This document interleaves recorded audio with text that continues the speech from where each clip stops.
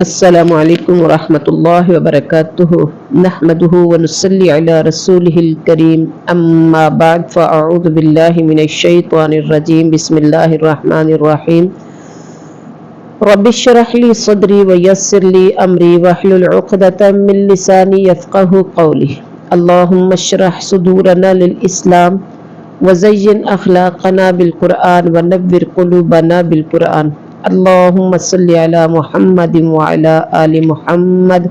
کما صلیت علی ابراہیم وعلی آل ابراہیم انکا حمید مجید اللہم بارک علی محمد وعلی آل محمد کما بارکت علی ابراہیم وعلی آل ابراہیم انکا حمید مجید۔ الحمدللہ۔ سورۃ طٰہٰ اور آیت نمبر 77 سٹارٹ ہو رہی ہے۔ وَلَقَدْ اور بلا شبہ یقیناً اوحینا ہم نے وحی کی الی موسیٰ علیہ السلام کی طرف ان کے اسری تو لے کر جا رات کو بعبادی میرے بندوں کو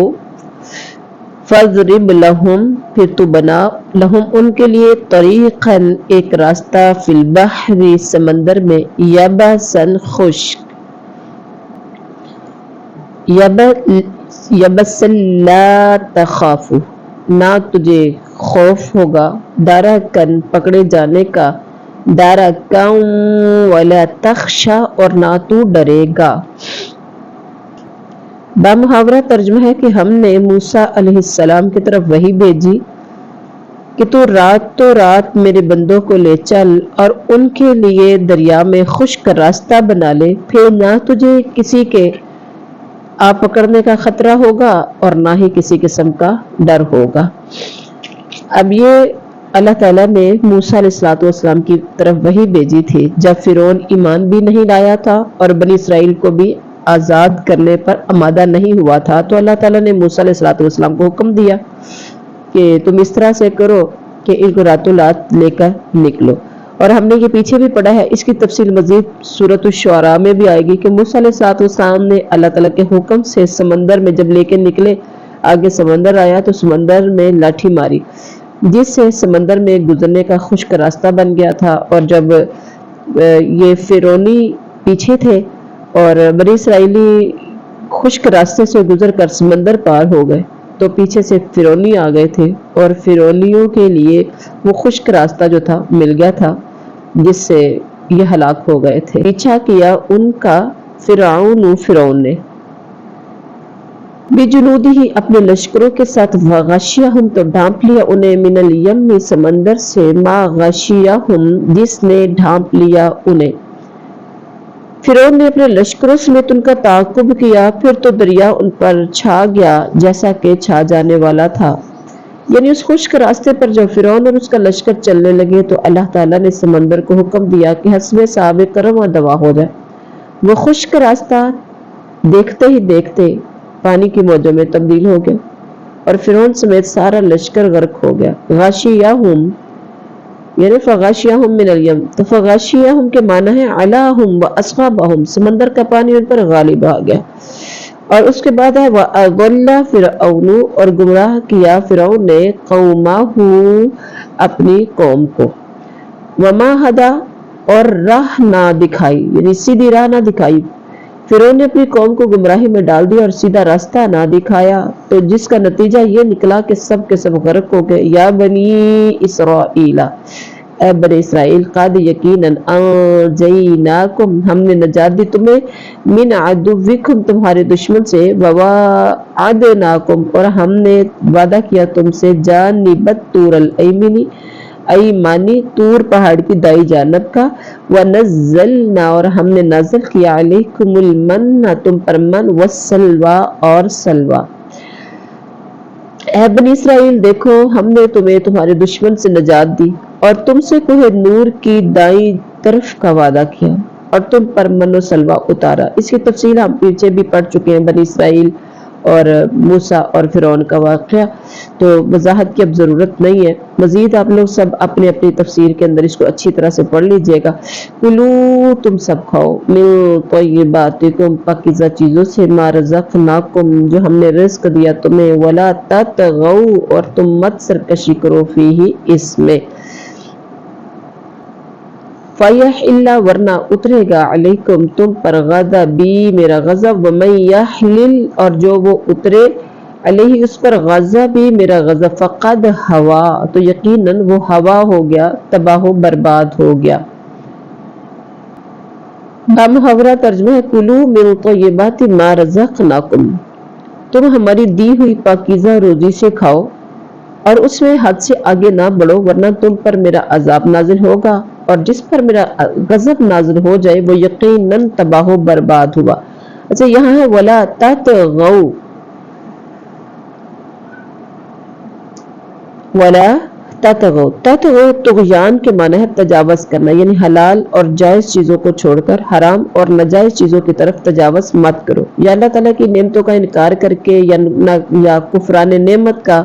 ارتکاب کر کے، کفران نعمت یعنی اللہ تعالیٰ کی نعمتوں کی ناشکری کر کے، تو یا اللہ تعالیٰ کی نافرمانی کر کے حد سے تجاوز نہ کرو۔ ان تمام مفہومات پر طغیان کا لفظ صادق آتا ہے، اور بعض نے کہا کہ طغیان کا مفہوم ہے ضرورت و حاجت سے زیادہ پرندے پکڑنا، یعنی حاجت کے مطابق پرندے پکڑو، اس سے تجاوز مت کرو، کیونکہ من سلوا جیسے اترتا تھا تو فوری جتنا ان کو ضرورت ہوتی تھی وہاں ہی اتنا ہی لینے کی اجازت تھی، زیادہ لینے کی ضرورت نہیں تھی، تو وہ کیا کرتے تھے اس کو سٹاک کرنا شروع ہو گئے۔ وَإِنِّي اور بے شک میں لغفار لمن، لغفار یقیناً بہت بخشنے والا، لمن اس کو جس نے تابا توبہ کی، وآمن اور ایمان لایا، وعمل صالحا اور اس نے عمل کیا نیک، ثم اہتدی پھر سیدھے راستے پر چلا۔ ہاں بے شک میں انہیں بخش دینے والا ہوں جو توبہ کرے، ایمان لائے، نیک عمل کرے اور راہ راست پر بھی رہے۔ یعنی مغفرت الہی کا مستحق بننے کے لیے 4 چیزیں ضروری ہیں، یہاں ذہن میں رکھیں۔ نمبر 1 کفر شرک اور معاصی سے توبہ، اس کے بعد ہے ایمان، پھر عمل صالح، اور پھر راہ راست پر چلتے رہنا یعنی استقامت، حتیٰ کہ ایمان ہی پر اسے موت ہے۔ تو یہ 4 باتیں اللہ تعالیٰ کی معافی یعنی مغفرت کا مستحق بننے کے لیے ضروری ہے، ورنہ ظاہر بات ہے کہ توبہ ایمان کے بعد اگر اس نے پھر شرک و کفر کا راستہ اختیار کر لیا، حتیٰ کہ موت بھی اسی کفر و شرک پر آئے، تو مغفرت الہی کے بجائے عذاب الہی کا انسان مستحق بنتا ہے۔ وما اعجلک اور کیا چیز جلدی لے آئی تجھے، عن قومک تیری قوم سے، یا موسیٰ اے موسیٰ علیہ السلام، اے موسیٰ تجھے اپنی قوم سے غافل کر کے کون سی چیز جلدی لے آئی؟ قال اس نے کہا ہم وہ لوگ، اولائی یہ لوگ، علی اثری میرے قدموں کے نشان پر ہیں، یعنی میرے پیچھے آ رہے، وعجلت اور میں نے جلدی کی، لیکا تیری طرف، ربی اے میرے رب، لترضا تاکہ تو راضی ہو جائے۔ کہا کہ وہ لوگ بھی میرے پیچھے ہی پیچھے ہیں، اور میں نے اے رب تیری طرف جلدی اس لیے کی تو کہ تو خوش ہو جائے۔ اس سمندر پار کرنے کے بعد موسیٰ علیہ السلام بنی اسرائیل کے سربراہ اور لوگوں کو، جتنے بھی ان کے سربراہ لوگ تھے، ان کو لے کر کوہ طور کی طرف چلے تھے، لیکن رب کے شوق کے ملاقات میں، اللہ تعالیٰ کی ملاقات کے شوق میں تیز رفتاری سے ساتھیوں کو پیچھے چھوڑ دیا، اکیلے ہی کوہ طور پر جلدی پہنچ گئے۔ سوال کرنے پر جواب دیا کہ مجھے تو تیری رضا کی طلب اور اس کی جلدی تھی، وہ لوگ میرے پیچھے آ رہے ہیں۔ بعض کہتے ہیں کہ اس کا مطلب یہ نہیں ہے کہ میرے پیچھے آ رہے، بلکہ یہ کہ میرے پیچھے کوہ طور کے قریب ہی ہیں اور وہاں میری واپسی کا کہ منتظر ہے۔ قال فإنما تو اللہ تعالیٰ نے کہا فإنما پس بے شک ہم نے، قد یقیناً، فتنا ہم نے آزمائش میں ڈالا، قوم کا تیری قوم کو، من بعد کا تیرے بعد، وأضلهم اور گمراہ کر دیا انہیں، وأضلهم السامری سامری نے۔ فرمایا ہم نے تیری قوم کو تیرے پیچھے آزمائش میں ڈال دیا اور انہیں سامری نے بہکا دیا۔ حضرت موسیٰ علیہ السلام کے بعد سامری نامی شخص نے بنی اسرائیل کو بچڑا پوجنے پر لگا دیا، جس کی اطلاع اللہ تعالیٰ نے کوہ طور پر موسیٰ علیہ السلام کو دی کہ سامری نے تو تیری قوم کو گمراہ کر دیا۔ فطری میں ڈالنے کی نسبت اللہ تعالیٰ نے اپنی طرف بحیثیت خالق کے کی ہے، ورنہ اس گمراہی کا سبب تو سامری ہی تھا۔ تو اللہ نے کہا ہم نے اس کو آزمایا، ٹھیک ہے، ہم نے آزمائش میں ڈالا۔ اب اس کے بعد ہے فرجع، تو وہ لوٹے کون؟ موسیٰ علیہ السلام الی قومہ، اپنی قوم کی طرف، غضبان، بہت غصے سے، آصفاً، افسوس کرتے ہوئے، کہنے لگے یا قومی، اے میری قوم، علم یعدکم، کیا نہیں وعدہ کیا تھا تم سے ربکم، تمہارے رب نے، وعدن حسنا، وعدہ اچھا، افطال، تو کیا لمبی ہو گئی، علیکم، تم پر، العہد، مدت، ام یا اردتم، تم نے چاہا، ان یحل، کہ اترے، علیکم، تم پر، غضب من ربکم، غضب تمہارے رب کی طرف سے، فاخلفتم، تو تم نے خلاف ورزی کی، موعدی، اب عربی پڑھیں گے، فاخلفتم موعدی، میرے وعدے کی۔ پھر موسیٰ علیہ السلام سخت غضبناک، اور جب اللہ نے ان کو اطلاع دی تو پھر کیا ہوا؟ موسیٰ علیہ السلام سخت غضبناک ہو کر رنج کے ساتھ واپس لوٹے اور کہنے لگے اے میری قوم والو، کیا تم سے تمہارے پروردگار نے نیک وعدہ نہیں کیا تھا؟ کیا اس کی مدت تمہیں لمبی معلوم ہوئی؟ بلکہ تمہارا ارادہ ہی یہ ہے کہ تم پر تمہارے پروردگار کا غضب نازل ہو، تم نے میرے وعدے کا خلاف کیا۔ قالو، انہوں نے کہا، ما خلفنا، ہم نے تو خلاف ورزی نہیں کی، موعدہ کا، آپ کے وعدے کی، بملکنا، اپنے اختیار سے، ولیکننا، اور لیکن، حملنا، لاد دیے گئے ہم، اوزارن، کچھ بوجھ، اوزارن من زینت القوم، قوم کی زینت سے، زینت مطلب قوم کے زیورات سے، فقذفناہا، تو ہم نے پھینک دیا انہیں، فکذالک، تو اسی طرح، القی السامری، پھینکا سامری نے بھی۔ بامحاورہ ترجمہ، انہوں نے جواب دیا کہ ہم نے اپنے اختیار سے آپ کے ساتھ وعدے کا خلاف نہیں کیا، بلکہ ہم پر زیورات قوم کے جو بوجھ لاد دیے گئے تھے ہم نے انہیں ڈال دیا، اور اسی طرح سامری نے بھی ڈال دیا۔ اور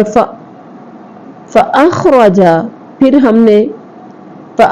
اس نے نکالا، لہم، ان کے لیے، عجلاً، ایک بچڑا، جسداً، ایک جسم، لہو، اس کے لیے، خوارن، گائے کی سی آواز تھی، فقالو، تو انہوں نے کہا، ھذا، یہ، الہکم، تمہارا معبود ہے، و الہ موسیٰ، اور موسیٰ علیہ السلام کا، فنسیہ، وہ تو بھول گیا ہے۔ فاخرج لہم عجلاً، پھر اس نے لوگوں کے لیے ایک بچڑا نکال کھڑا کیا، یعنی بچڑے کا بت جس کی گائے کی سی آواز بھی تھی، پھر کہنے لگے کہ یہی تمہارا بھی معبود ہے اور موسیٰ کا بھی، لیکن موسیٰ تو بھول گیا ہے۔ اب یہ سارا حضرت موسیٰ علیہ السلام کا تذکرہ اور فرعون کے کا تذکرہ یہاں پر۔ تو جب موسیٰ علیہ السلام کو طور پر گئے، بعد میں جو ان کے پاس، قوم کے پاس جو زیورات تھے، اور وہ سارے کے سارے زیورات فرعونیوں سے انہوں نے ادھار لیے تھے، اس لیے اس کو اوزار کا لفظ بولا گیا ہے، اور یعنی بوجھ، تو یہ ان کے لیے جائز نہیں تھے، سب نے ایک گڑھے میں ڈال دیے، سامری نے بھی ڈال دیا، اور سامری جو تھا نا، یہ مسلمانوں کے بعض گمراہ فرقوں کی طرح کچھ زیادہ ہی بڑا ہوا گمراہ تھا، اور اس کے اندر اس نے زیورات جب پھینکے تو کوئی چیز پھینکی تھی جس کی وضاحت ہے کہ وہ مٹی تھی، اور وہ مٹی اس نے حضرت جبریل کے قدموں کے نشانات سے لی تھی۔ تو اس سے کیا ہوا، تمام زیورات کو تپایا، اور تپا کے ایک اس نے بچڑا بنا دیا جس میں ہوا کے اندر باہر آنے جانے کی وجہ سے ایک قسم کی آواز پیدا ہو جاتی تھی، اس آواز سے اس نے بنی اسرائیل کو گمراہ کیا کہ موسیٰ علیہ السلام تو گمراہ ہو گئے ہیں، وہ اللہ سے ملنے کے لیے کوہ طور پر گئے ہیں، جبکہ تمہارا اور موسیٰ کا معبود تو یہ ہے۔ افلا، تو کیا نہیں، یرون، وہ دیکھتے، اللہ کے نا، یرجع، وہ لوٹتا ہے، الہم، ان کی طرف، قولاً، کوئی بات، لٹاتا ہے کوئی بات، ولا یملک، اور نہیں وہ اختیار رکھتا، لہم، ان کے لیے، ضرا ولا نفع، کسی نقصان کی اور نہ نفع کی۔ کیا یہ گمراہ لوگ یہ بھی نہیں دیکھتے کہ وہ تو ان کی بات کا جواب بھی نہیں دے سکتا اور نہ ان کے کسی برے بھلے کا اختیار رکھتا ہے؟ کون؟ وہ جو بچڑا تھا۔ وَلَقَدْ قَالَ اور بلا شبہ یقیناً کہا تھا لہم ان سے ہارون علیہ السلام نے من قبل پہلے یا قومی اے میری قوم انما بے شک تم آزمائے گئے ہو بھی اس کے ذریعے وَإِنَّ اور بے شک ربکم الرحمن تمہارا رب رحمان ہے فاتبعونی تو سو تم پیروی کرو میری وَأَطِیعُوا اور تم سب اطاعت کرو امری میرے حکم کی۔ اور ہارون علیہ السلام نے اس سے پہلے ہی ان سے کہہ دیا تھا کہ اے میری قوم والو اس بچڑے سے تو صرف تمہاری آزمائش کی گئی ہے، تمہارا حقیقی پروردگار تو اللہ تعالی رحمان ہی ہے، سو تم میری تابع داری کرو اور میری بات مانتے چلے جاؤ۔ حضرت ہارون علیہ السلام نے یہ اس وقت کہا تھا جب یہ لوگ سامری کے پیچھے لگ کر بچڑے کی عبادت میں لگ گئے تھے، اور آگے سے قوم نے جواب دیا قالو کہنے لگے لن نبرح ہم ہمیشہ رہیں گے علیہ اس پر عاکفین سب قائم رہنے والے حتی یہاں تک کہ یرجع لوٹ آئے الینا ہماری طرف موسیٰ علیہ السلام۔ قوم نے جواب دیا کہ موسیٰ علیہ السلام کی واپسی تک تو ہم اسی کے مجاور بنے بیٹھے رہیں گے، یعنی اسرائیلیوں کو یہ گائے پرستی کا کام اتنا اچھا لگا کہ ہارون کی بات کی بھی کوئی پرواہ نہ کی اور اس کی تعظیم و عبادت چھوڑنے سے بھی انکار کر دیا۔ اور بالکل ایسا ہی آج کے مشرک بھی کرتے ہیں۔ اللہ تعالیٰ سب کو ہدایت نصیب فرمائے۔ اور اس قدر یعنی ان کو قبر پرستی، بت پرستی، حجر پرستی، قبر پرستی اتنی اچھی لگتی ہے اور بالکل بھی سمجھ نہیں ہوتی، بلکہ مرنے مارنے تک تیار رہتے ہیں۔ تو یہ شروع سے ہی مشرکین کا یہی حال رہا ہے۔ تو یہاں دیکھیے قالا موسیٰ نے کہا یا ہارون اے ہارون ماں کس چیز نے منع کا روکا تھا تجھے اس جب رأیتہم تو نے دیکھا انہیں ضلوا کہ وہ گمراہ ہو گئے ہیں۔ موسیٰ علیہ السلام جب واپس آئے تو کہنے لگے ہارون انہیں گمراہ ہوتا ہوا دیکھتے ہوئے تجھے کس چیز نے روکا تھا، مطلب کہ خاموش کیوں رہے تھے، ان کو روکا کیوں نہیں تھا۔ اللہ کے نہ تتبعن تو پیروی کرے میری فعصیت کیا تو نے نافرمانی کی امری میرے حکم کی، یعنی موسیٰ علیہ السلام کہنے لگے اے ہارون انہیں گمراہ ہوتا ہوا دیکھتے تجھے کس چیز نے منع کیا تھا کہ تم میرے پیچھے نہ آیا، یعنی مجھے بتانے نہ آیا، کیا تو بھی میرے فرمان کا نافرمان بن بیٹھا ہے، یعنی اگر انہوں نے تیری بات ماننے سے انکار کر دیا تھا تو تجھے چاہیے تو فوراً میرے پیچھے آ کے کوئی طور پر مجھے بتاتے کہ پیچھے سے قوم کے لوگ اس طرح سے کر رہے،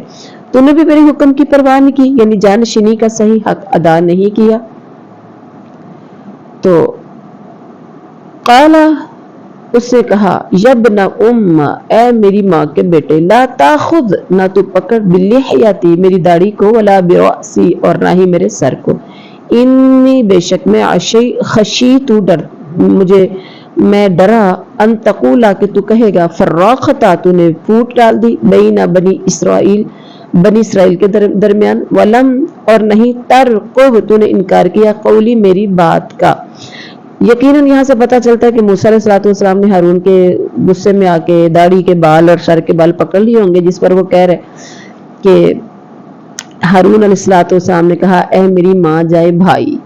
میری داڑھی نہ پکڑ اور سر کے بال نہ پکڑ، مجھے تو صرف یہ خیال دامنگیر ہوا تھا کہ کہیں آپ یہ نہ فرمائیں کہ تو نے بنی اسرائیل میں تفرقہ ڈال دیا تھا اور میری بات کا انتظار نہ کیا۔ یعنی سورۃ اعراف میں بھی ہم نے پڑھا حضرت ہارون کا جواب یہ نقل ہوا ہے کہ قوم نے مجھے کمزور سمجھا اور میرے قتل کے در پہ ہو گئی تھی، آیت نمبر 142 میں، جس کا مطلب یہ کہ حضرت ہارون نے اپنی ذمہ داری پوری نبھائی اور انہیں سمجھانے اور گوسالہ پرستی سے روکنے میں مداحنت اور کوتاہی نہیں کی، لیکن معاملے کو اس حد تک نہ جانے دیا کہ خانہ جنگی شروع ہو جائے، کیونکہ ہارون علیہ السلام کے قتل کا مطلب پھر ان کے حامی اور مخالفوں میں آپس میں خونی تصادم ہوتا اور بنی اسرائیل واضح طور پر دو گروہ میں بٹ جاتے جو ایک دوسرے کے خون کے پیاسے ہوتے، اور یہ موسیٰ علیہ السلام چونکہ خود وہاں موجود نہ تھے اس لیے اس صورتحال کی نزاکت سے بالکل بے خبر تھے۔ حضرت ہارون علیہ السلام کو انہوں نے سخت سست کہا، اور لیکن حضرت ہارون علیہ السلام نے انہیں کہا کہ میں نے تو اس وجہ سے ان کو کیا ہے اس طرح سے. قال موسیٰ علیہ السلام نے کہا فما تو کیا خطبک تیرا معاملہ ہے یا سامری اے سامری. اب ہارون بھائی کو چھوڑا اور سامری کی طرف مخاطب ہوئے. موسیٰ علیہ السلام نے پوچھا سامری تیرا کیا معاملہ ہے؟ اور قال اس نے کہا بصرت میں نے دیکھا بما لم یبصروا جو ان سب نے نہیں دیکھا بھی اس کو. فقبضت تو میں نے بھر لی قبضتاً ایک مٹھی. من اثر رسولی من سے اثر نقش قدم رسول یعنی جبریل کے نقش قدم سے. فنبذتها تو میں نے ڈال دیا اسے. وکذالک اور اسی طرح سولت خوشنما بنا دیا لی میرے لیے نفسی میرے کام نے. اس نے جواب دیا سامری نے جواب دیا کہ مجھے وہ چیز دکھائی دی جو انہیں دکھائی نہیں دی تو میں نے جبریل کے نقش قدم سے ایک مٹھی بھر لی اسے اس میں ڈال دیا اور اسی طرح میرے دل نے یہ بات میرے لیے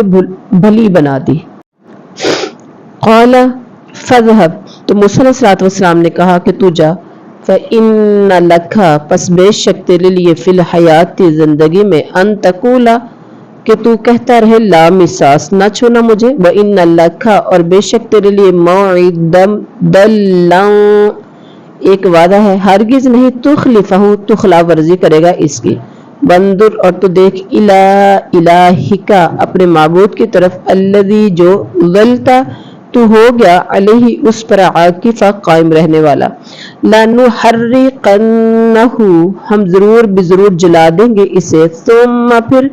لننسفنہ ضرور ہم اسے اڑا دیں گے یعنی اس کی راکھ کو. فی الیم سمندر میں نسفا اچھی طرح اڑانا.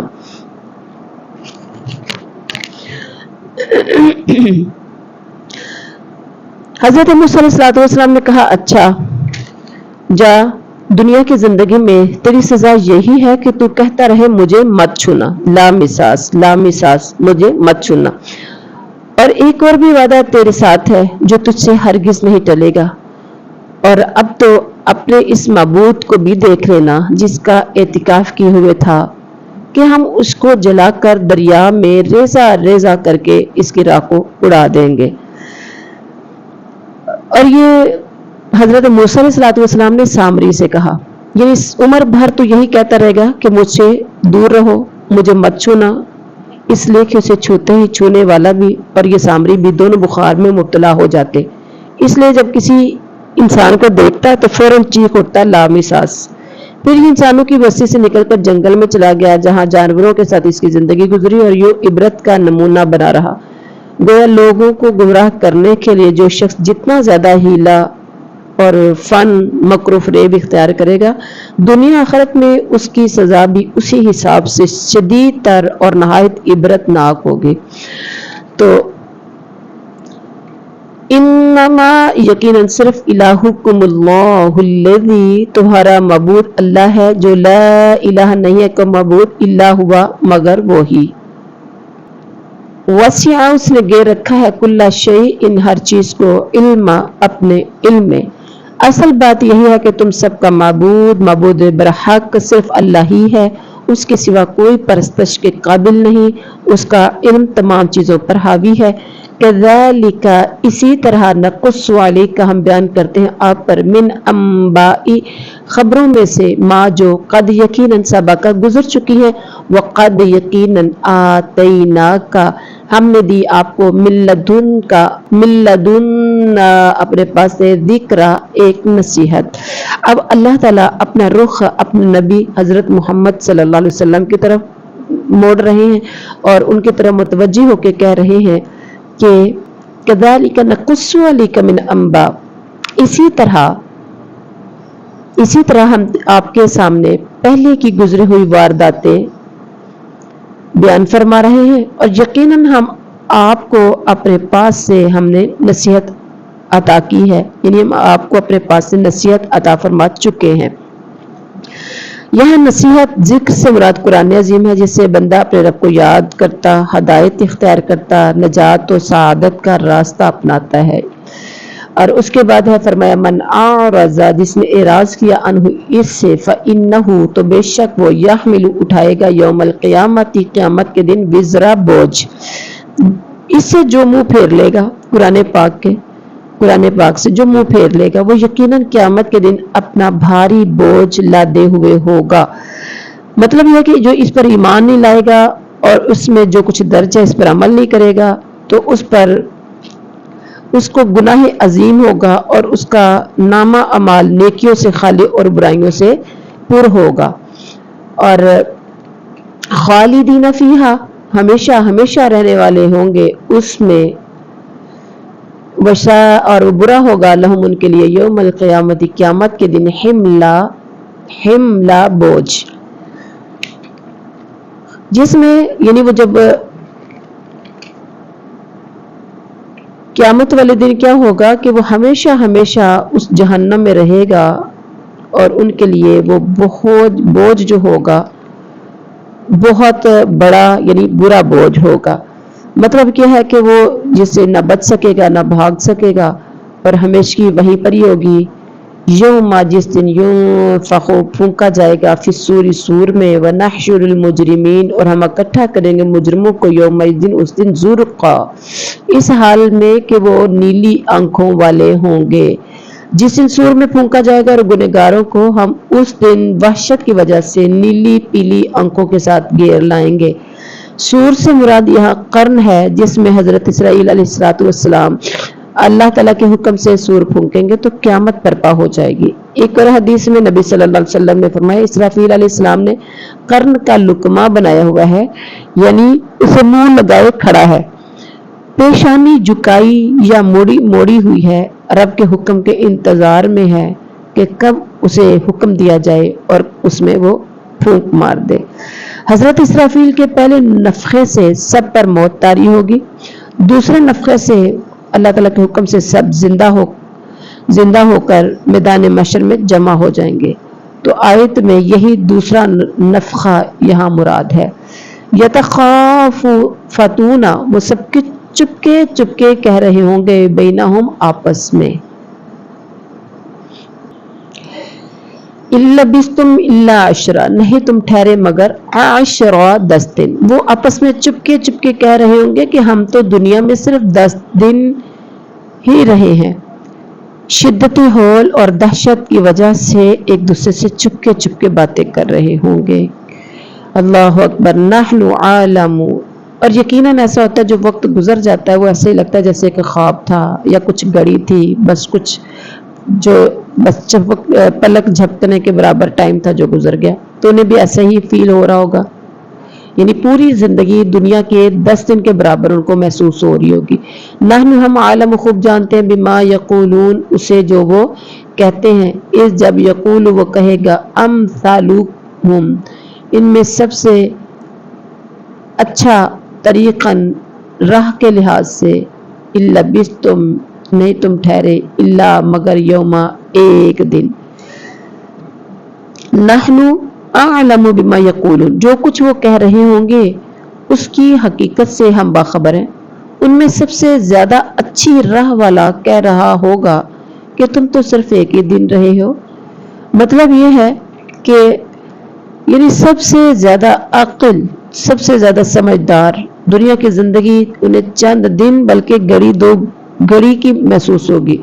جس طرح دوسرے مقام پر ہے وَيَوْمَ تَقُومُ السَّاعَةُ يُقْسِمُ الْمُجْرِمُونَ مَا لَبِثُوا غَيْرَ سَاعَةٍ، جس دن قیامت برپا ہوگی کافر قسمیں کھا کر کہیں گے کہ وہ دنیا میں ایک گھڑی سے زیادہ نہیں رہے۔ اور اس مضمون کو کئی جگہوں پر بیان کیا گیا ہے۔ مطلب یہ کہ فانی زندگی کو باقی رہنے والی زندگی پر ترجیح نہ دی جائے، اپنی دنیا کے اندر رہ کر آخرت کی زندگی کی فکر کی جائے، آخرت کی زندگی کو تیار کیا جائے اور درست کیا جائے، ورنہ آخرت میں دنیا کی زندگی غیر ساعت لگے گی، کسی کو 10 دن لگے گی، جو زیادہ ہی سمجھدار ہوگا وہ کہے گا بس ایک دن رہے ہیں۔ تو یہ تھا آج کا ہمارا سبق۔ سبحان ربک رب العزت عما یصفون وسلام علی المرسلین والحمد للہ رب العالمین۔